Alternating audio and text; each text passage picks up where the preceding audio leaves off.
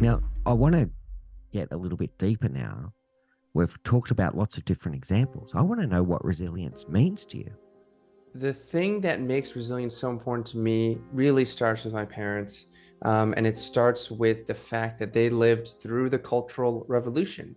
And not everyone is super familiar with that term, especially maybe younger folks or folks who aren't dialed into China's history, which maybe you wouldn't necessarily be. So, what happened was there was a period of time where the country really changed, and there was this new leader who said, Mao Zedong, who said, you know what, we don't trust the bourgeoisie, we don't trust the people who are educated, who are, have gone to university. They're sort of fake, they're snobs, and who are really good farmers, right? Farmers, and we have all seen that sort of like anti-intellectual mindset in different parts of the world, but that was what was going on in China. And so my father, at the age of 14 or so, was sent to work in a farm. It was called rural re-education, right? We're gonna like retrain the young people to be, of upstanding moral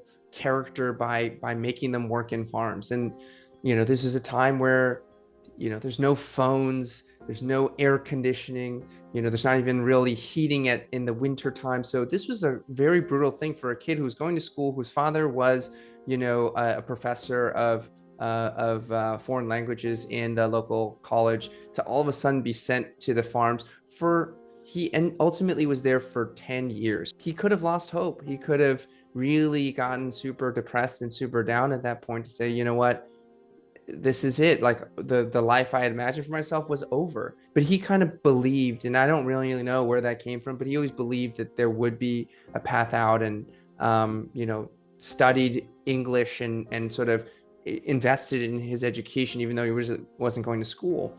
And then everyone had to take a test and try to go to college. 10 years of people trying to go to college in 1 year. And so he did really well for his province and was able to get a spot in college, and then eventually graduate school in the United States. So that's that immigrant willingness to take risks and to endure difficult experiences. And so he raised me with this attitude of be grateful, be appreciative, don't complain, because it could have been so much worse. Something out of the blue could have just taken you out, and now we get to live in this country, and we get to do all these things and have all these freedoms and material prosperity. And so when I think about resilience, like that's really the first person I think of is my dad. When you can't let go, it's because you think to yourself, well, if I don't have this, then I'll have nothing.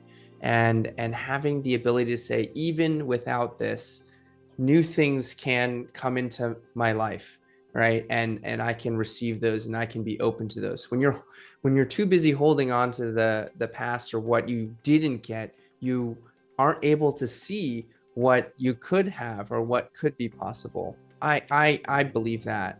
And gratitude is one of those resilience practices where it's not just saying, well, I'm not going to try to aspire to things because I'm just grateful for what I have, but it's a fuel source, right? I can have warm heating in my house, even and still want to be hungry to achieve new things. I don't need to, sleep in the cold, right? And gratitude is sort of like a psychological heat in your home, in your sort of emotional environment. It supports you. It's not there to say, well, just sleep in and stay in bed all day. It's to say, you're okay.